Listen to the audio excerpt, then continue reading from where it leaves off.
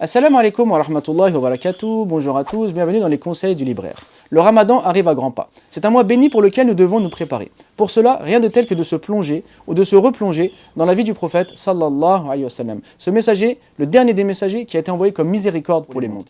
Lorsque le lecteur se retrouve dans un rayon, il trouve énormément de livres qui parlent de lui. Par lequel commencer? Quelle différence y a-t-il entre chacun de ces ouvrages? C'est ce que je vous propose aujourd'hui de découvrir.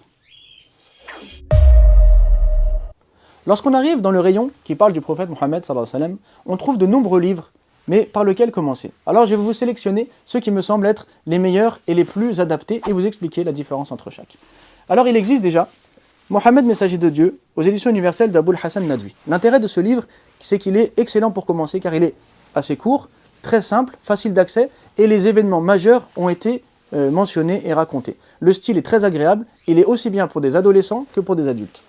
Nous avons également celui d'Étienne Dinet. L'intérêt de ce livre, c'est qu'il est romancé, écrit avec une plume d'un poète, d'un peintre, qui fait qu'on se plonge directement dedans. Il est très touchant et beaucoup de lecteurs ont versé une larme en le finissant.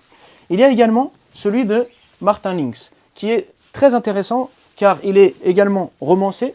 Il est raconté avec une plume, on va dire, contemporaine, mais en se basant sur les sources les plus anciennes. Parfois, il va manquer certaines informations, il est peut-être pas aussi complet que d'autres, mais il est très facile d'accès et surtout très touchant. Donc pour une personne qui n'est pas musulmane par exemple, et qu'on aimerait lui faire connaître le prophète, rien de tel que ce livre.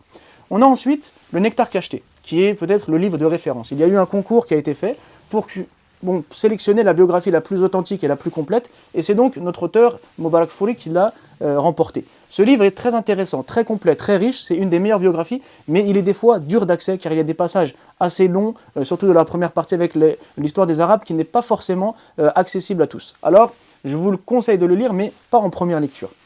On a également la Sira de Mohammed Hamidullah. Alors celle-ci est très intéressante. Pourquoi? Car le professeur Mohammed Hamidullah, qui était un grand savant qui a vécu en France, après une dizaine d'années sur le territoire français, s'est dit « J'ai été bien accueilli par la France, et la France a une idée négative au sujet du prophète, il faut que j'écrive un livre qui restera et qui sera un cadeau pour les Français afin qu'ils puissent découvrir qui était vraiment le messager d'Allah. » Alors il l'a écrit avec son cœur, il a mis plusieurs années à le faire, et ce livre est très intéressant, très riche, et surtout, ce qui est un plus, c'est qu'on tire des leçons des différents événements de la Sira. Donc c'est vraiment un livre indispensable.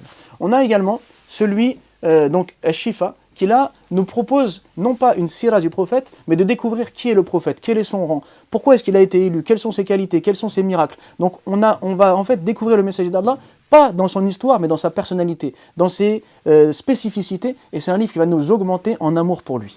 Et également pour finir, on a La vie du prophète aux éditions Al-Bayna, qui est un livre qui va certes nous parler de tous les événements majeurs de sa vie, mais surtout qui va insister sur l'importance de son message, à savoir le monothéisme, et sur le danger de ce qui va annuler le monothéisme, à savoir le polythéisme. Donc c'est vraiment un livre de Sira très complet, qui va nous parler de tous les événements de sa vie, mais surtout qui va nous donner des leçons par rapport au dogme. Donc là, avec tout ça, on va pouvoir découvrir le prophète, aussi bien en termes de spiritualité, en termes de dogme, en termes de leçons par rapport à notre vie contemporaine, en termes d'augmenter notre amour pour lui.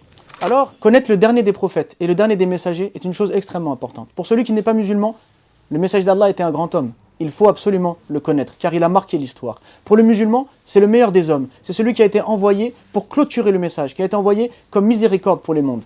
Alors plongez-vous dans sa vie, et je vous souhaite un très bon ramadan.